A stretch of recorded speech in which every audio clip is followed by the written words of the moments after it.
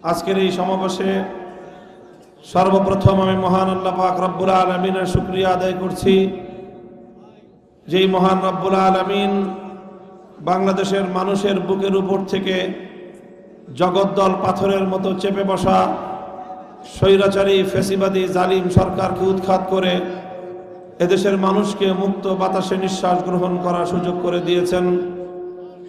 এজন্য আল্লাহর কাছে আমরা শুকরিয়া আদায় করি।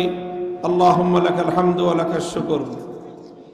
এরপরে আমি কৃতজ্ঞতা ভরে স্মরণ করছি ওই সকল বীর শহীদানদেরকে যাদের অসামান্য অবদান, ত্যাগ, কোরবানি, এমনকি শাহাদাতের রক্তের নজরানার বিনিময়ে আমাদের এই মাতৃভূমি জালিম এবং স্বৈরাচারী শাসন মুক্ত হয়েছে।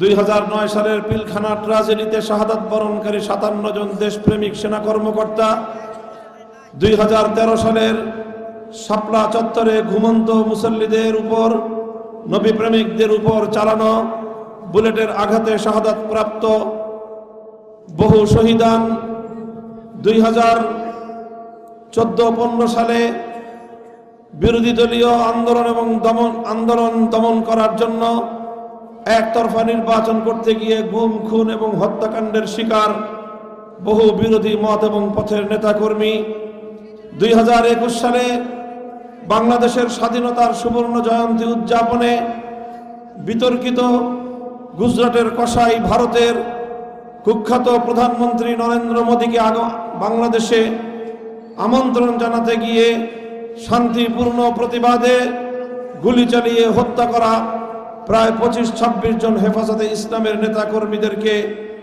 সর্বশেষ 2021 সালের জুলাই এবং আগস্টে বাংলার দামাল ছাত্র জনতার উপর নির্বিচারে পাখির মতো গুলি চালিয়ে 2 সহস্রাধিক দামাল সন্তানদেরকে যাদেরকে হত্যা করা হয়েছে, আবু সাঈদ এবং মুগ্ধ সহ যে সকল দামাল বীর যোদ্ধাদের রক্তের উপর বাংলাদেশ নতুন করে আবার স্বাধীনতা ফিরে পেয়েছে, সেই সকল বীর শহীদানদেরকে স্মরণ করছি। তাদের সকলের শাহাদাত কবুল হওয়ার জন্য আল্লাহর কাছে দোয়া করছি এবং তাদের শোক সন্তপ্ত পরিবার পরিজনের নিকট আমরা গভীর সমবেদনা জ্ঞাপন করছি। সংগ্রামী সাথী ও বন্ধুগণ, বাংলাদেশ 2024 সালের 5ই আগস্ট একটি গণ অভ্যুত্থানের মধ্য দিয়ে 15 বছরের স্বৈরতন্ত্র থেকে মুক্তি লাভ করেছে। এই মুক্তির পর আজ 5 মাস অতিবাহিত হতে চলেছে।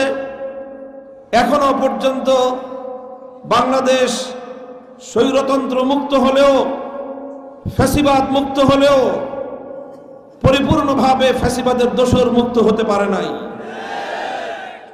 শুধু তাই নয়, বরং এখনো জুলাই এবং আগস্ট বিপ্লব এবং এই বিপ্লবের পরবর্তী বাংলাদেশের লক্ষ্য, উদ্দেশ্য এবং আগামীর বাংলাদেশ বিনির্মাণ নিয়ে জাতিকে সঠিক দিক নির্দেশনা দিতে ব্যর্থ হয়েছে জাতীয় নেতৃবৃন্দ।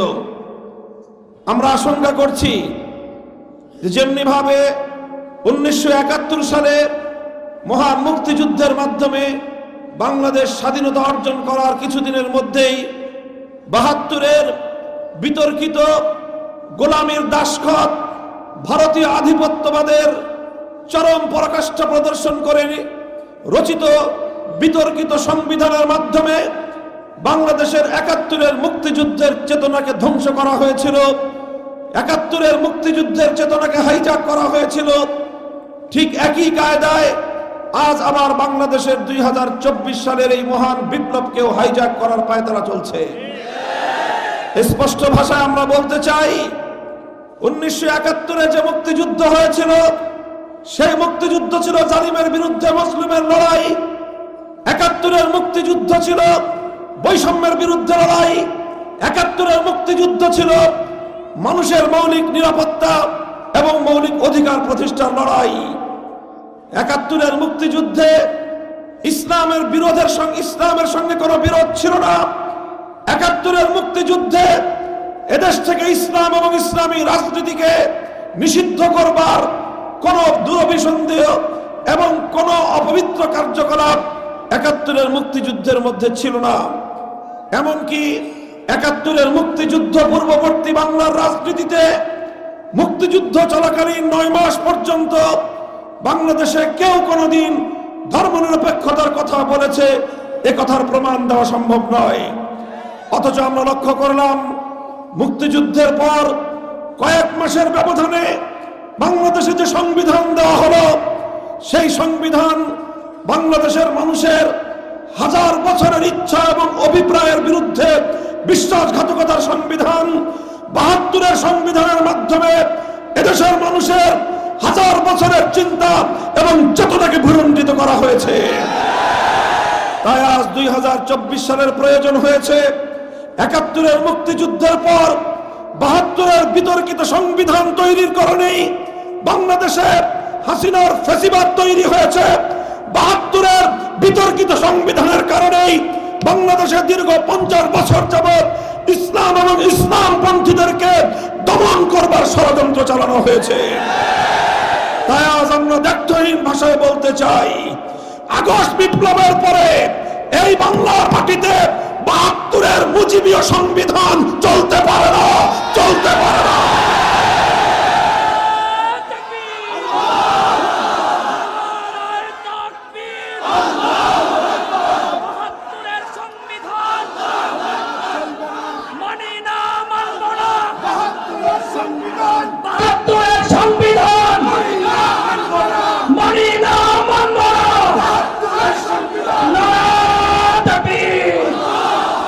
সংগ্রামী সাথী ও বন্ধুগণ, মনে রাখতে হবে ১৫টা বছর পর্যন্ত বাংলাদেশের মানুষের বুকের উপর এদেশের মানুষের ইচ্ছা, অভিপ্রায় এবং তাদের গণরায় মতামতের বিরুদ্ধে একটি ভিনদেশী রাষ্ট্রযন্ত্র বাংলাদেশের আভ্যন্তরীণ বিষয়ে কূটনৈতিক সমস্ত শিষ্টাচারকে বর্জন করে জোরপূর্বক বাংলাদেশের আভ্যন্তরীণ ইস্যুতে হস্তক্ষেপের মাধ্যমে একটি দেশ তাদের এক কৃতদাসী সেবাদাসীকে বাংলাদেশের মানুষের বুকের উপর ক্ষমতার মস্তদে বসিয়ে রেখেছিল।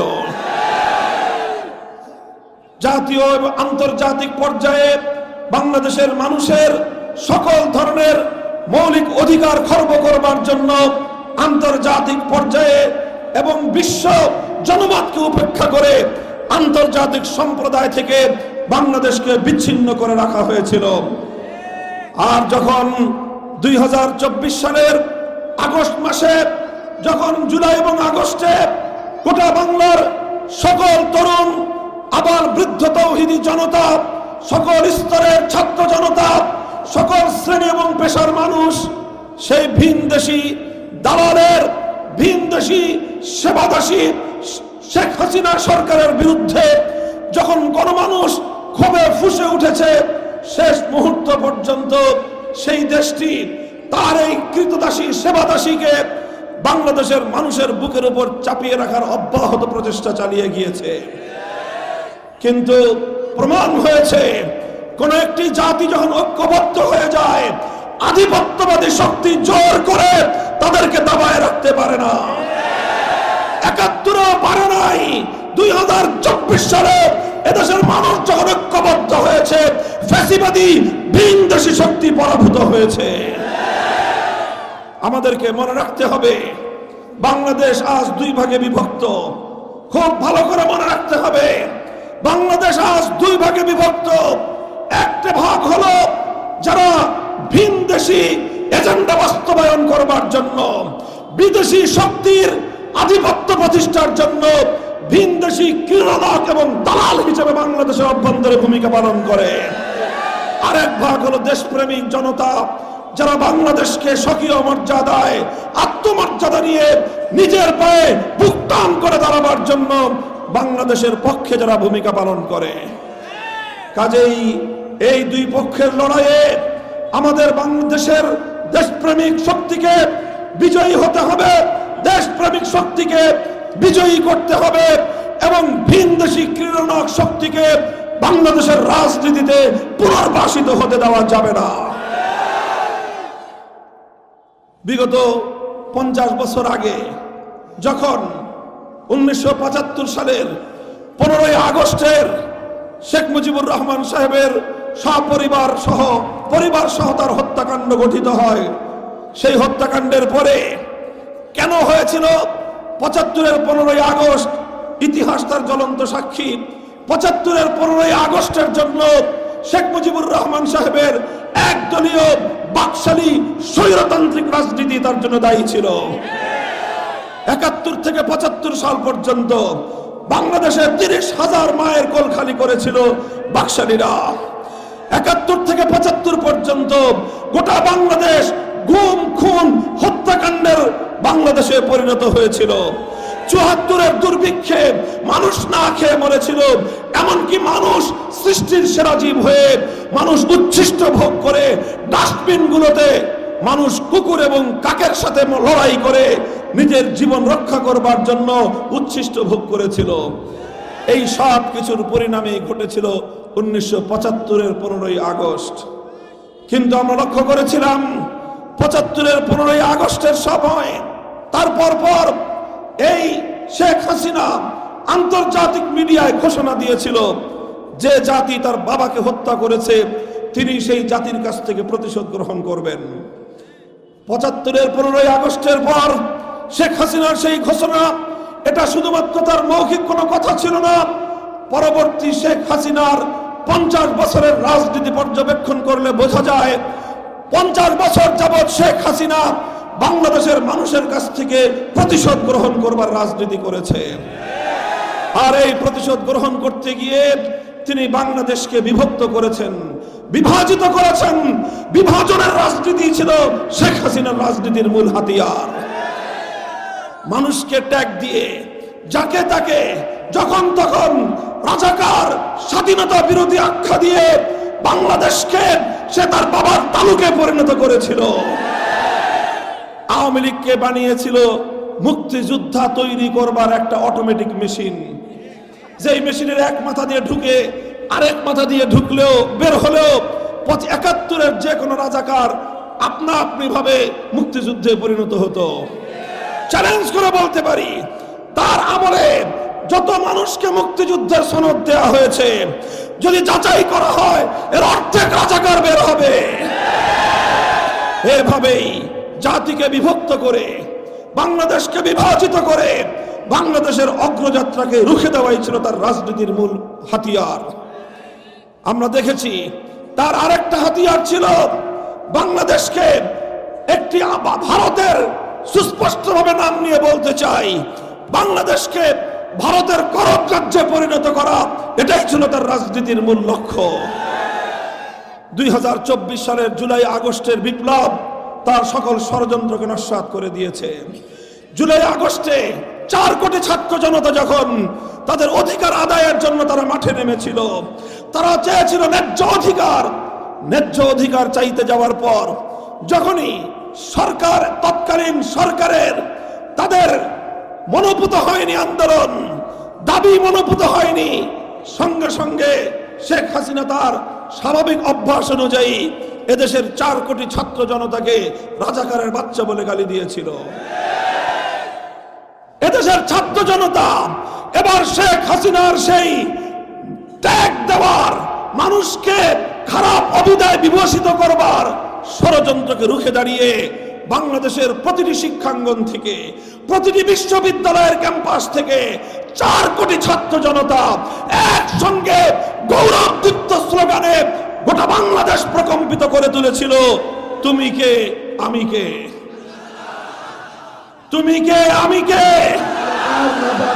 এইভাবে শেখ হাসিনার দীর্ঘদিনের ট্যাগ দেওয়ার রাজনীতি মাঠে মারা খেয়েছিল এবং সেদিনই শেখ হাসিনার বাংলাদেশ থেকে তার ক্ষমতার মরণ ঘটেছিল, পতন ঘণ্টা বেজে গিয়েছিল। এরপরে শেখ হাসিনা বিগত বছরের পর বছর ধরে তার ছাত্রলীগ এবং যুবলীগের ক্যাডারদেরকে হাতুড়ি লীগ আর হেলমেট লীগে পরিণত করে বাংলাদেশের প্রতিটি ভিন্ন মতাবলম্বী রাজনৈতিক আদর্শকে পেশি শক্তির মোকাবেলার মাধ্যমে দমন করার পায়তারা চালিয়েছে। বাংলাদেশের কোথাও কোনো জায়গায় কোনো একটি ইসলামী সংগঠন, কোনো একটি ইসলামপন্থী দল 15 বছরে নির্বিঘ্নে কোনো একটি রাজনৈতিক কর্মসূচি পালন করতে পারে নাই। কোথাও একটি মিছিল করা যায় নাই, একটি সমাবেশ করা যায় নাই। যে কোনো প্রোগ্রাম বাস্তবায়ন করার আগে শেখ হাসিনা এবং তার লেসপেন্সারদের কাছে দাসখত দিতে হয়েছে। তাদের কাছে নিঃশর্ত আত্মসমর্পণ করে গোলামির চুক্তি করে তারপরে সেখানে সমাবেশ করতে হয়েছে। বাংলাদেশে 15 বছর যাবত মানুষের কোনো মৌলিক অধিকার বলতে কিছুই ছিল না। সংগ্রামী সাথী ও বন্ধুগণ, আলহামদুলিল্লাহ, আল্লাহর অপার কৃপায় 2000 তামাল সন্তানের রক্তের বিনিময়ে শেষ পর্যন্ত শেখ হাসিনাকে বাংলাদেশ ছাড়তে বাধ্য হতে হয়েছে। শেখ হাসিনা যেই প্রতিশোধের রাজনীতি শুরু করেছিল, আমি বলি শুধু বাংলাদেশ থেকে নয়, স্বয়ং আওয়ামী লীগের কাছ থেকেও সে প্রতিশোধ গ্রহণ করেছে। আওয়ামী লীগের কাছ থেকেও সে প্রতিশোধ গ্রহণ করেছে। কারণ সে বহু আগেই বলেছিল, আওয়ামী লীগের বিরুদ্ধে সে ক্ষোভ প্রকাশ করে বলেছিল 15ই আগস্ট 75 সাল ধানমন্ডির 32 নম্বরে তার বাবাকে হত্যা করে ফেলে রাখা হয়েছিল, তার লাশ 2 দিন পর্যন্ত লাশ পড়েছিল। এত বড় আওয়ামী লীগের সংগঠন, এত হাজার লক্ষ লক্ষ কর্মী, কেউ তো এগিয়ে আসে নাই অন্তত 32 নম্বরে সেই তার বাবার মৃত লাশটাকে সেখান থেকে নিয়ে সম্মানজনকভাবে দাফন করার জন্য। সেই দিন থেকে শেখ হাসিনা এই আওয়ামী লীগের বিরুদ্ধে প্রতিশোধ গ্রহণ করবার জন্য সে প্রস্তুতি গ্রহণ করেছে। 75-এ শেখ মুজিবুর রহমান সাহেবকে হত্যা করার পর আওয়ামী লীগই ক্ষমতা দখল করেছিল এবং আওয়ামী লীগের নেতারাই শেখ মুজিবকে হত্যা করে তার ক্ষমতার মস্তদে তারা আসীন হয়েছিল। এই জন্য আওয়ামী লীগের মধ্যে যদি কোনো বুদ্ধিমান ঠান্ডা মাথার মানুষ থাকেন, কথাগুলো সুচিন্তিতভাবে বিশ্লেষণ করবেন যে শেখ হাসিনা শুধু বাংলাদেশের জনগণের কাছ থেকে, দেশের কাছ থেকে প্রতিশোধ গ্রহণ করেনি, প্রতিশোধ গ্রহণ করেছে সবচেয়ে বেশি আওয়ামী লীগের কাছ থেকে। সে এমন অবস্থা তৈরি করে দিয়ে গেছে, আগামী 50 বছর জন্য কেউ বাংলাদেশে আওয়ামী লীগের নাম মুখে নিতে লজ্জাবোধ করে। এদেশে এমন নিকৃষ্ট দৃষ্টান্ত শেখ হাসিনা উপস্থাপন করে গেছে আওয়ামী লীগের সভানেত্রীর আসনে বসে, যে আগামী 50 বছর আওয়ামী লীগের নাম নেওয়া বাংলাদেশের মানুষের জন্য লজ্জার বিষয় হবে। বাংলাদেশে আমরা অনেক নেতার পতন দেখেছি, অনেক রাজনৈতিক দলের ক্ষমতা ছাড়তে দেখেছি। 1990 সালে গণ অভ্যুত্থানের সামনে তৎকালীন প্রেসিডেন্ট হুসাইন মোহাম্মদ এরশাদ সাহেব পদত্যাগ করেছেন। তিনি পদত্যাগ করার পর তিনি তার সদল বলে কারারুদ্ধ হয়েছেন, বছরের পর বছর জেলখানার ঘানি টেনেছেন, কিন্তু দলীয় নেতা কর্মীদেরকে জাতির সামনে লজ্জিত করে তিনি কাপুরুষের মতো পালিয়ে যান নাই। 1996 সালে, 2006 সালে বেগম খালেদা জিয়া আন্দোলনের সামনে ক্ষমতা ছাড়তে বাধ্য হয়েছেন। ক্ষমতা ছেড়ে 80 পর বয়সে বছরের পর বছর অন্ধকার কারা প্রকোষ্ঠে তিনি দিনাতিপাত করেছেন, কিন্তু তার দলের, তার অনুসারীদেরকে, তার নেতা কর্মীদেরকে লজ্জায় ডুবিয়ে দেশ ছেড়ে ভীরুকা পুরুষের মধ্যে তিনি পালিয়ে যাননি। আওয়ামী লীগের চিন্তাশীল লোকদের কাছে প্রশ্ন, আপনার নেত্রী কাজটা করলো কি? আপনার নেত্রী কাজটা করলো কি? কথা বললে তো ক্ষিপ্ত হন আমাদের বিরুদ্ধে যে আমরা শেখ হাসিনার বিরুদ্ধে কথা বলি। আপনি ঠান্ডা মাথায় নিজে চিন্তা করবেন, আপনার নেত্রী যেই কাজটা করেছে, বিগত 100 বছরে পাক ভারত উপমহাদেশে কোন রাজনৈতিক নেতা নেত্রীর, কোন রাজনৈতিক নেতৃত্বের দ্বারা এমন কলঙ্কজনক ঘটনা ঘটে নাই। তিনি কেন করেছেন এই কাজ? অথচ তাকে সতর্ক করা হয়েছিল আরো অনেক আগেই। বাংলাদেশের গোয়েন্দা সংস্থারা বলেছিল দেশের পরিস্থিতি ভালো নাই, তিনি বলেছিলেন চালাও গুলি। তারা বলেছিলেন জনগণ ক্ষিপ্ত হয়ে উঠছে, তিনি বলেছিলেন চালাও গুলি। তারা বলেছিল একজনকে মারলে একজনই মরে, একজনের জায়গায় 10 জন দাঁড়িয়ে যায়, তাও তিনি বলেছিলেন 10 জনকে হত্যা করো। দেশের মানুষের নিরাপত্তার জন্য কেনা হেলিকপ্টার দিয়ে তিনি এদেশের জনগণের বুকের উপর গুলি ছুড়েছেন। বেডরুমের মধ্যে, ঘরের বেডরুমের সংরক্ষিত জায়গায় বাবার কোলে সন্তান শেখ হাসিনার গুলিতে তার বুক ঝাঁঝরা হয়েছে। নৃশংস, নির্মম, ভয়াবহ, জঘন্যতম, বর্বরতম হত্যাযজ্ঞ চালানো হয়েছে জুলাই আর আগস্টে। চূড়ান্ত পর্যায় পর্যন্ত তার কথা ছিল দেশটাকে মেরে সাফ করে দাও, কারণ এদেশের মানুষ বেঁচে থাকুক শেখ হাসিনা চায় নাই।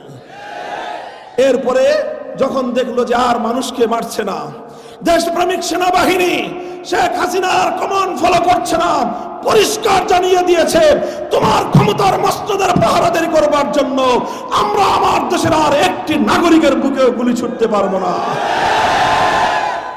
তখন চতুর্দিক থেকে গণভবনের দিকে লাখো জনতার বাঁধ ভাঙ্গা স্রোত যখন ছুটেছে, ৪৫ মিনিট সময় বেঁধে দেওয়া হয়েছিল, যদি জানে বাঁচতে চাও ৪৫ মিনিটের দেশ ছাড়ো। গণভবনে ১২ পদের খানা রান্না করে দুপুরের লাঞ্চের আয়োজন ছিল তার। চিন্তা করতে পারেন কতটা নির্মম হলে একটা দেশের প্রধানমন্ত্রী হয়ে ২০০০ মানুষের বুকের রক্তের উপর দাঁড়িয়ে ১২ পদের রান্না দিয়ে লাঞ্চ করতে পারে। কতটা বিকৃত রুচি হলে, কতটা নির্মম পাষাণ হৃদয়ের হলে একজন মানুষের পক্ষে কাজ করা সম্ভব। যখন তাকে পালিয়ে যেতে বলা হলো, সমস্ত মিডিয়া গণমাধ্যমে এসেছে, সচিত্র প্রতিবেদন এসেছে, পালানোর সময় ১৪টা সুটকেস ভরে নিয়ে গেছে, ১৪টা লাগেজ নিয়ে গেছে শুধু তার বোনকে। অর্থাৎ তার ছেলে মেয়ে তো আগেই দেশের বাইরে পাচার করেছে, যা তার আত্মীয় স্বজন যা ছিল সেগুলোকে বাইরে আগে পাচার করেছে। ছিল একটা বোন, এই বোনটাকে বগল দাবা করে ১৪টা লাগেজে করে সে উড়াল দিয়ে তার পরম মমতার দেশ, যাদের কৃতদাসী হিসেবে এদেশটাকে সে জ্বালিয়ে পুড়িয়ে ছারখার করেছিল, তাদের কাছে গিয়ে আশ্রয় নিয়েছে। সংগ্রামী সাথী ও বন্ধুগণ, প্রমাণ হয় আজ বাংলাদেশের যে অর্থনৈতিকভাবে বাংলাদেশের ঝুড়ি তলাটা ছিন্ন করে দিয়েছে, তলাবিহীন ঝুড়িতে পরিণত করেছিল বাংলাদেশকে। আমি আশ্চর্য হই যে একটা বিধবা নারী, তার এত টাকা দেওয়ার কি দরকার? হাজার হাজার কোটি টাকা বাংলাদেশ থেকে পাচার করেছে, এত টাকার তো তার দরকার নাই। বিধবা একটা নারী তার জীবনের শেষ প্রান্তে উপনীত, সে কেন এত টাকা চুরি করলো? মেগা প্রকল্পের নামে, মেগা প্রজেক্টের নামে মেগা দুর্নীতি করেছে। পরে আমার বুঝে এসেছে আসলে টাকা চুরি করার জন্য দুর্নীতি করে নাই, দুর্নীতি করেছে বাংলাদেশকে ধ্বংস করার জন্য, বাংলাদেশ যেন বিশ্ব দরবারে অর্থনৈতিকভাবে মাথা উঁচু করে দাঁড়াতে না পারে এই জন্য। আর মেগা প্রজেক্ট যেগুলো করেছে, এগুলো করেছে মানুষকে ধোঁকা দিয়ে মেগা দুর্নীতি করবার জন্য। সংগ্রামী সাথী ও বন্ধুগণ, এই কথাগুলো শুধু এজন্য বললাম যে আজ সেই পতিত পরাজিত ভিনদেশী ক্রীড়নক ফ্যাসিবাদী শক্তিকে রাজনীতিতে পুনর্বাসিত করবার জন্য বাংলাদেশের কিছু রাজনৈতিক দল তারা রাজনীতির নামে ভণ্ডামি করবার চেষ্টা করছে। দেশপ্রেমিক আগস্টের বিপ্লবীরা সমস্ত মুনাফিকের ভণ্ডামি রুখে দাঁড়াবে।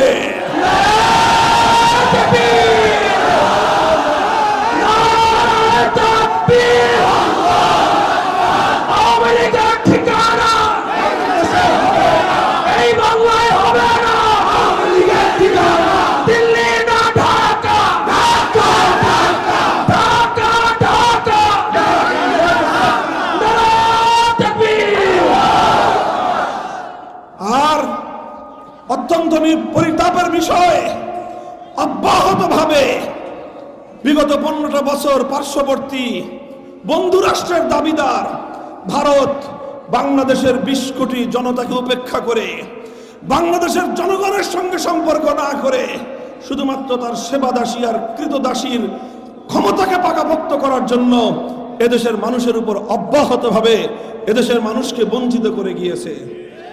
যখন তার সেবাদাসী ক্ষমতা থেকে উৎখাত হয়েছে, এখনো সে তার ভুল বুঝে না। ভারতকে আমরা বলি বাংলাদেশ নীতি পরিবর্তন করো, তোমাকে যদি বাংলাদেশের সঙ্গে কূটনৈতিক সম্পর্ক রাখতে হয় বাংলাদেশকে তার প্রাপ্য মর্যাদা দিতে হবে। বাংলাদেশ তোমার কাছে হাঁটু গেড়ে তোমার সামনে নত জানো পররাষ্ট্রনীতি নিয়ে তোমার সঙ্গে সম্পর্ক রাখবে না। পরবর্তী শেখ হাসিনার 50 বছরের রাজনীতি পর্যবেক্ষণ করলে বোঝা যায় 50 বছর যাবৎ শেখ হাসিনা বাংলাদেশের মানুষের কাছ থেকে প্রতিশোধ গ্রহণ করবার রাজনীতি করেছে। আর এই প্রতিশোধ গ্রহণ করতে গিয়ে তিনি বাংলাদেশকে বিভক্ত করেছেন, বিভাজিত করেছেন। বিভাজনের রাজনীতি ছিল শেখ হাসিনার রাজনীতির মূল হাতিয়ার। মানুষকে ট্যাগ দিয়ে যাকে তাকে যখন তখন রাজাকার স্বাধীনতা বিরোধী আখ্যা দিয়ে বাংলাদেশকে সে তার বাবার তালুকে পরিণত করেছিল। আওয়ামী লীগকে বানিয়েছিল মুক্তিযোদ্ধা তৈরি করবার একটা অটোমেটিক মেশিন, যেই মেশিনের এক মাথা দিয়ে ঢুকে আরেক মাথা দিয়ে ঢুকলেও বের হলেও ৭১-এর যে কোনো রাজাকার আপনা আপনি ভাবে মুক্তিযুদ্ধে পরিণত হতো। চ্যালেঞ্জ করে বলতে পারি, তার আমলে যত মানুষকে মুক্তিযুদ্ধের সনদ দেওয়া হয়েছে যদি যাচাই করা হয় এর অর্ধেক রাজাকার বের হবে। এভাবেই জাতিকে বিভক্ত করে বাংলাদেশকে বিভাজিত করে বাংলাদেশের অগ্রযাত্রাকে রুখে দেওয়াই ছিল তার রাজনীতির মূল হাতিয়ার। আমরা দেখেছি তার আরেকটা হাতিয়ার ছিল বাংলাদেশকে একটি ভারতের, সুস্পষ্টভাবে নাম নিয়ে বলতে চাই, বাংলাদেশকে ভারতের করব রাজ্যে পরিণত করা, এটাই ছিল তার রাজনীতির মূল লক্ষ্য। 2024 সালের জুলাই আগস্টের বিপ্লব তার সকল ষড়যন্ত্রকে নস্যাৎ করে দিয়েছে। জুলাই আগস্টে 4 কোটি ছাত্র জনতা যখন তাদের অধিকার আদায়ের জন্য তারা মাঠে নেমেছিল, তারা চেয়েছিল ন্যায্য অধিকার। ন্যায্য অধিকার চাইতে যাওয়ার পর যখনই সরকার, তৎকালীন সরকারের তাদের মনোপুত হয়নি আন্দোলন, দাবি মনোপুত হয়নি, সঙ্গে সঙ্গে শেখ হাসিনা তার স্বাভাবিক অভ্যাস অনুযায়ী এদেশের 4 কোটি ছাত্র জনতাকে রাজাকারের বাচ্চা বলে গালি দিয়েছিল। এদেশের ছাত্র জনতা এবার শেখ হাসিনার সেই ট্যাগ দেওয়ার, মানুষকে খারাপ অভিধায় বিভূষিত করবার ষড়যন্ত্রকে রুখে দাঁড়িয়ে বাংলাদেশের প্রতিটি শিক্ষাঙ্গন থেকে, প্রতিটি বিশ্ববিদ্যালয়ের ক্যাম্পাস থেকে 4 কোটি ছাত্র জনতা একসঙ্গে গৌরবদীপ্ত স্লোগানে গোটা বাংলাদেশ প্রকম্পিত করে তুলেছিল, তুমি কে আমি কে, তুমি কে আমি কে। এইভাবে শেখ হাসিনার দীর্ঘদিনের ট্যাগ দেওয়ার রাজনীতি মাঠে মারা খেয়েছিল এবং সেদিনই শেখ হাসিনার বাংলাদেশ থেকে তার ক্ষমতার মরণ ঘটেছিল, পতন ঘণ্টা বেজে গিয়েছিল। এরপরে শেখ হাসিনা বিগত বছরের পর বছর ধরে তার ছাত্রলীগ এবং যুবলীগের ক্যাডারদেরকে হাতুড়ি লীগ আর হেলমেট লীগে পরিণত করে বাংলাদেশের প্রতিটি ভিন্ন মতাবলম্বী রাজনৈতিক আদর্শকে পেশি শক্তির মোকাবেলার মাধ্যমে দমন করার পায়ে তারা চালিয়েছে। বাংলাদেশের কোথাও কোন জায়গায় কোন একটি ইসলামী সংগঠন, কোন একটি ইসলামপন্থী দল 15 বছরে নির্বিঘ্নে কোন একটি রাজনৈতিক কর্মসূচি পালন করতে পারে নাই। কোথাও একটি মিছিল করা যায় নাই, একটি সমাবেশ করা যায় নাই। যে কোনো প্রোগ্রাম বাস্তবায়ন করার আগে শেখ হাসিনা এবং তার লেসপেন্সারদের কাছে দাসখত দিতে হয়েছে, তাদের কাছে নিঃশর্ত আত্মসমর্পণ করে গোলামির চুক্তি করে তারপরে সেখানে সমাবেশ করতে হয়েছে। বাংলাদেশে 15 বছর যাবৎ মানুষের কোনো মৌলিক অধিকার বলতে কিছুই ছিল না।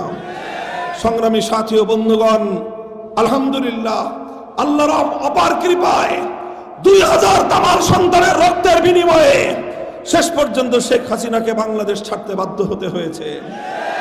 শেখ হাসিনা যেই প্রতিশোধের রাজনীতি শুরু করেছিল, আমি বলি শুধু বাংলাদেশ থেকে নয়, স্বয়ং আওয়ামী লীগের কাছ থেকেও সে প্রতিশোধ গ্রহণ করেছে।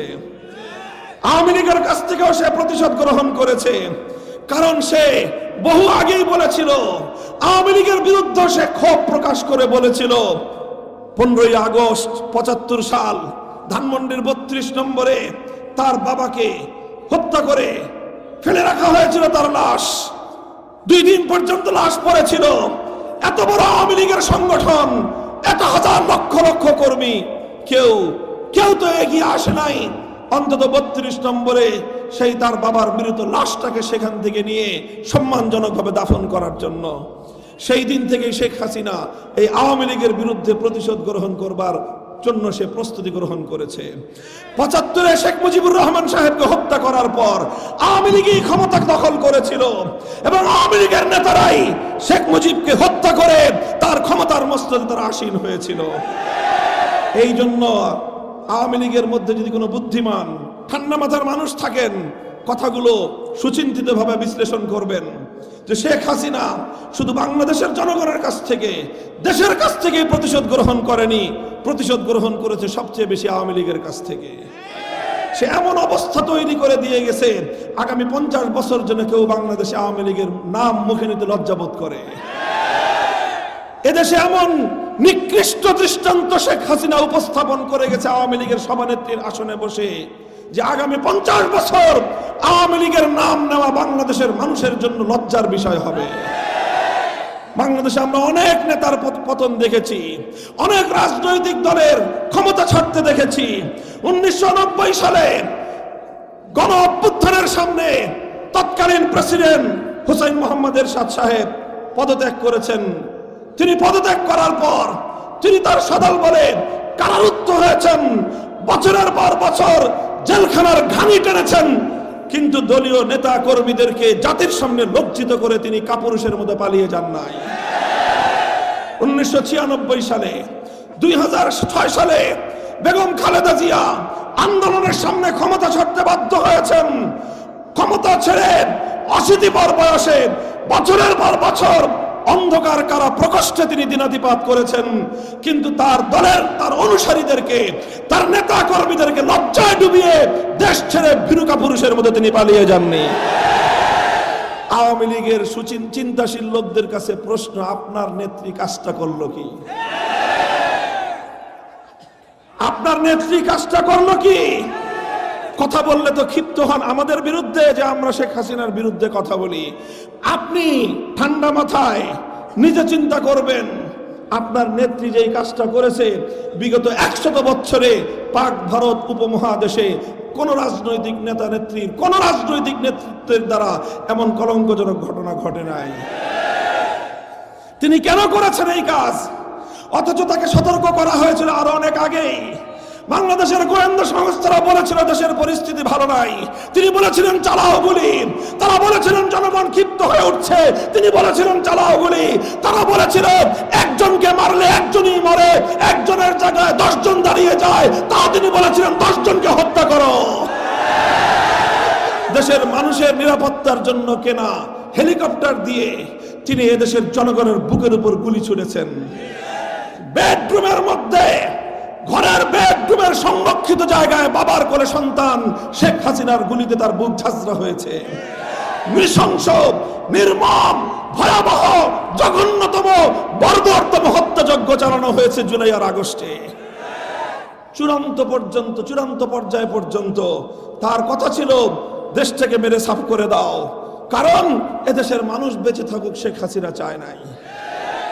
এরপরে যখন দেখলো যে আর মানুষকে মারছে না, দেশপ্রেমিক সেনাবাহিনী শেখ হাসিনার কমান ফলো করছে না, পরিষ্কার জানিয়ে দিয়েছে তোমার ক্ষমতার মসনদের পাহারাদারি করবার জন্য আমরা আমার দেশের আর একটি নাগরিকের বুকেও গুলি ছুটতে পারবো না।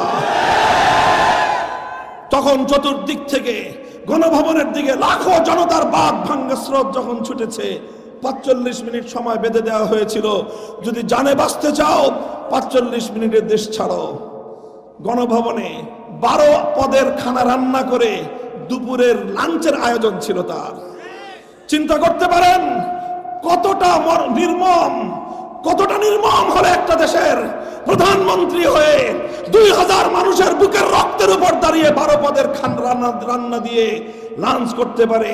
কতটা বিকৃত রুচি হলে, কতটা নির্মম পাষাণ হৃদয়ের হলে একজন মানুষের পক্ষে এই কাজ করা সম্ভব। যখন তাকে পালিয়ে যেতে বলা হলো, সমস্ত মিডিয়া, গণমাধ্যমে এসেছে, সচিত্র প্রতিবেদন এসেছে, পালানোর সময় 14টা সুটকেস ভরে নিয়ে গেছে। 14টা লাগেজ নিয়ে গেছে শুধু তার বোনকে, অর্থাৎ তার ছেলে মেয়ে তো আগেই দেশের বাইরে পাচার করেছে। যা তার আত্মীয় স্বজন যা ছিল সেগুলোকে বাইরে আগে পাচার করেছে। ছিল একটা বোন, এই বোনটাকে বগল দাবা করে 14টা লাগেজে করে সে উড়াল দিয়ে তার পরম মমতার দেশ, যাদের কৃতদাসী হিসেবে এদেশটাকে সে জ্বালিয়ে পুড়িয়ে ছারখার করেছিল, তাদের কাছে গিয়ে আশ্রয় নিয়েছে।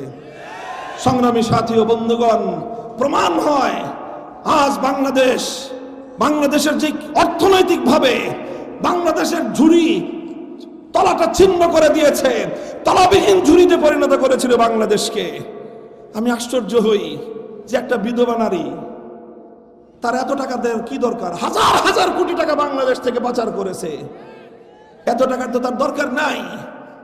বিধবা একটা নারী, তার জীবনের শেষ প্রান্তে উপনীত, সে কেন এত টাকা চুরি করলো? মেগা প্রকল্পের নামে, মেগা প্রজেক্টের নামে মেগা দুর্নীতি করেছে। পরে আমার বুঝে এসেছে আসলে টাকা চুরি করার জন্য দুর্নীতি করে নাই, দুর্নীতি করেছে বাংলাদেশকে ধ্বংস করার জন্য। বাংলাদেশ যেন বিশ্ব দরবারে অর্থনৈতিকভাবে মাথা উঁচু করে দাঁড়াতে না পারে এই জন্য। আর মেগা প্রজেক্ট যেগুলো করেছে, এগুলো করেছে মানুষকে ধোঁকা দিয়ে মেগা দুর্নীতি করবার জন্য। সংগ্রামী সাথী ও বন্ধুগণ, এই কথাগুলো শুধু এজন্য বললাম যে